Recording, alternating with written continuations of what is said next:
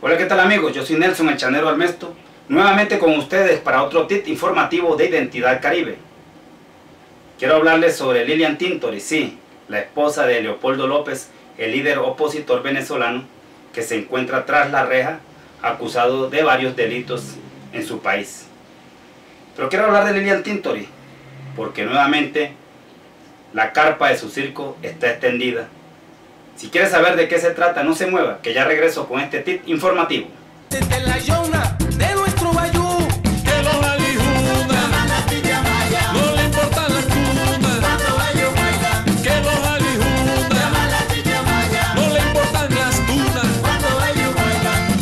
El pasado 30 de agosto, la señora Lilian Tintori fue objeto de una pesquisa en la que en su camioneta fue encontrado la suma de 200 millones de bolívares. Son algo así como 61.000 dólares o 60.000 euros. Que en Colombia no es dinero, dirán algunos. Para mí sí lo es. 60.000 dólares son un poco de plata. Sí, 60.000 dólares creo que deben ser así mal contados, son un billete bien grueso. Sí, 1.000 dólares son como 3 millones de pesos. Si está 3.000 pues. Entonces, ¿cuánto no serán 60.000 dólares? ¿No? Son un poco de millones de pesos. Claro que también hay unos pobres aquí que se creen de sangre azul. Pobres que se creen de estrato 16, que viven en el estrato 1, pero se creen en estrato 6. Y por odio que les han impregnado hacia el gobierno de Venezuela, dicen, ¿eso qué plata es? Eso para Venezuela es un poco de plata. Según ellos allá, con 60.000 dólares se le paga el salario mínimo a 2.050 personas, a 2.050 venezolanos. De esos que mandaron a las calles a matarse pobres contra pobres, en una guerra entre oposición y oficialismo, en la que los pobres son los que mueren. Y ahí está la muestra para un botón.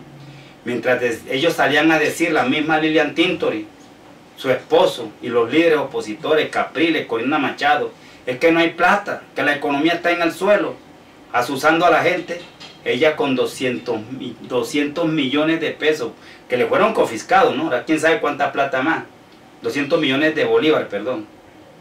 4 cajas, pero el problema no es el dinero que le encontraron. O sea, si usted justifica, eso no es ningún delito en ningún país. Miren lo que dice ella. Ahí tienen este video. Como Leopoldo nos ha enseñado, y como siempre lo ha hecho esta familia, damos la cara. El día de hoy en la mañana me presenté frente al 6CPC para declarar sobre los hechos de mi camioneta. Estando ahí, frente a ese organismo, a punto de empezar a declarar, llegó a mi casa esto. Me imputan en un tribunal. Están haciendo de un caso personal un escándalo donde no lo hay. No es un delito tener dinero en efectivo en tu propiedad. No es un delito tener dinero en efectivo en tu camioneta, en tu casa. Así lo aclaré el día que reconocí que era mi camioneta y mi dinero. Yo no soy funcionaria pública. Yo soy mamá, soy esposa, soy activista de derechos humanos. ¿Qué buscan? Dañarnos, humillarnos, desprestigiarnos. Venezuela conoce nuestra lucha. Conoce la lucha de nuestra familia. El mundo conoce nuestra lucha. Clara, respetuosa, precisa. ¿Hasta dónde va a llegar el régimen con tanto ataque? Aclaro, en mi camioneta había dinero en efectivo, un dinero destinado para emergencias familiares. Entre esas emergencias familiares, la hospitalización de mi abuela de 100 años, que no tiene seguro por tener 100 años. Y me he dedicado a cubrir sus gastos día a día. Y eso no es un delito. Ante la injusticia, denuncien. Ante la dictadura, resistimos, como lo hemos hecho. Y ante un ataque más a mi familia directa, a Leopoldo, que no les basta con tenerlo preso, sino que ahora van por mí. Un ataque a mis hijos, a Manuela y a Leopoldo, y a mi bebé que viene en camino. Más unión familiar, más fuerza Venezuela, y más fe. Videos como ese nos hemos cansado de ver en las redes sociales, donde uno ve a esa señora llorando, montando un show, creando odio, y como nosotros vivimos de emociones sin investigar qué pasa en nuestros países, ni el nuestro ni en el de Venezuela, salimos a odiar, porque la prensa nos pone a odiar. Salimos a creerle a personas que no conocemos ni sabemos su historial político. ¡Ay, pobrecita! ¡Ay, pobrecito! Mientras aquí en Colombia el pan se nos quema en la puerta del horno. Mientras aquí en Colombia la corrupción nos carcome por todas partes. Nuestros niños en La Guajira se mueren de hambre. Mientras nos dicen que en Venezuela no hay comida, miles de niños en La Guajira, Chocó y otros departamentos se mueren de hambre. Pero nos importa más el problema de los vecinos, nos importa más la basura en el ojo ajeno que la viga en el nuestro. Esa señora Tintori es la misma, miremosla aquí en esta foto. Diciéndole al mundo, ellos salían a decirle al mundo a través de RCN y Caracol, la revista Semana, El Tiempo aquí en Colombia, que eran unos asusadores de la guerra, esos medios corrompidos y canallas, que se ponen al servicio del mejor postor, del mayor proveedor que es el Estado, los gobiernos que les pagan, los empresarios. Decían que allá no había libertad de opinión. Mire, eso es verdad. Como 60 micrófonos, sin contar como unas 20 y pico, 30 cámaras de televisión y de fotografía.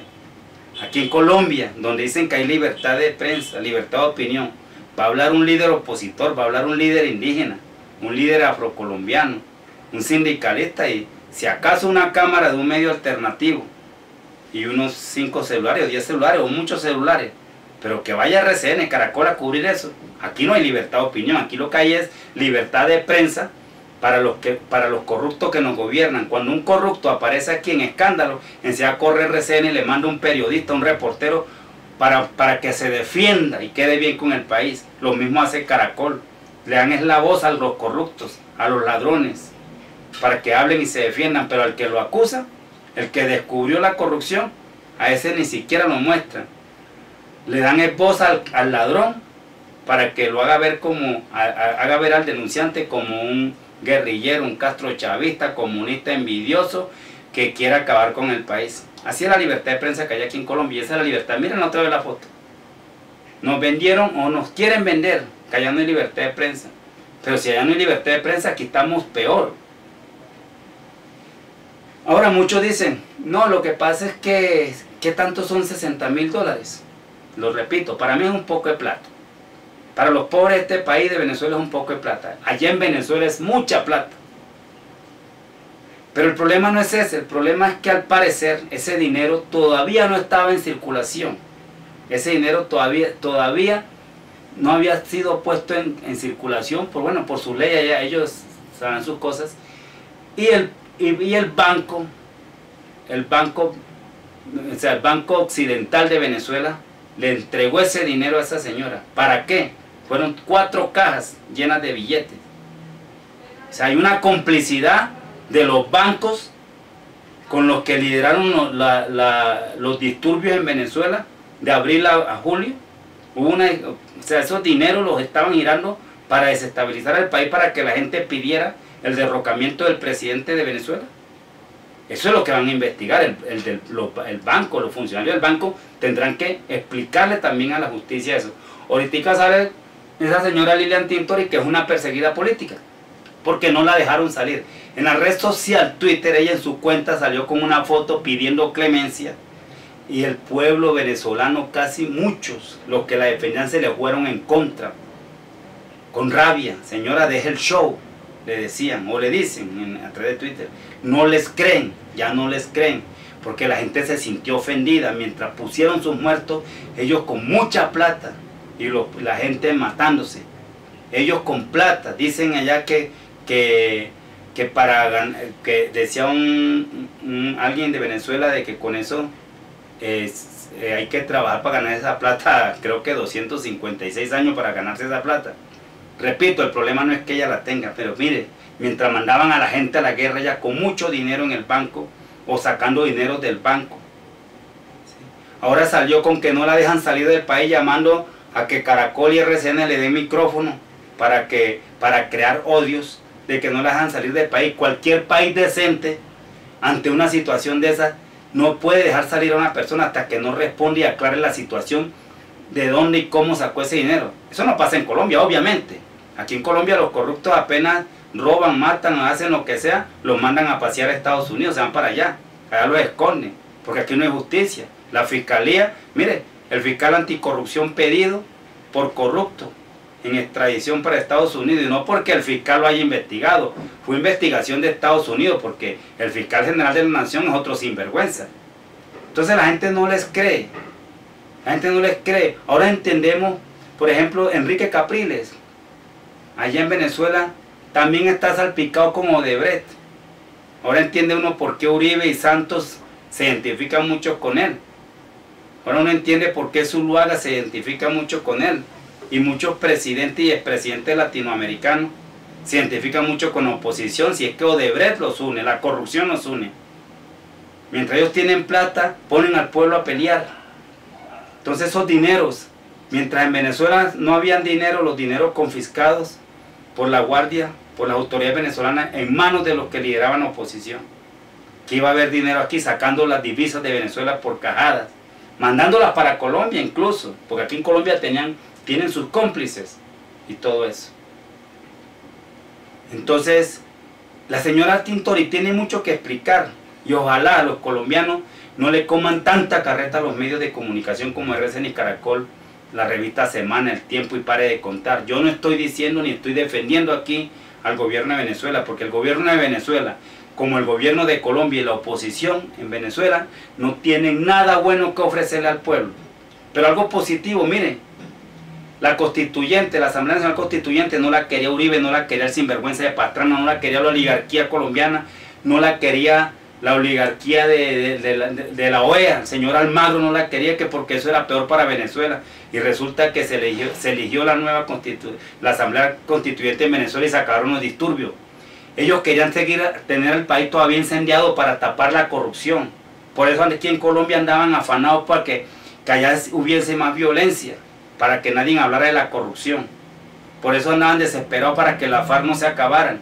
Ahora como la FARC se acabaron, ya no pueden iniciar los noticieros hablando de los actos terroristas de la FARC, sino hablando de corrupción, porque ya ¿con qué más llenan el noticiero?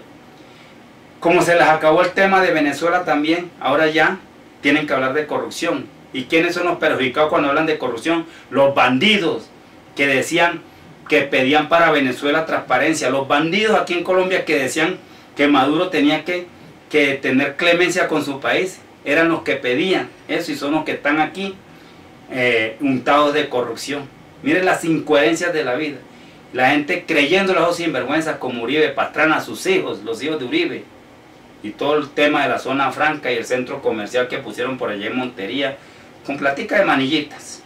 Y eso es lo que no les gusta a ellos. Ahorita comienza ya la nueva campaña electoral.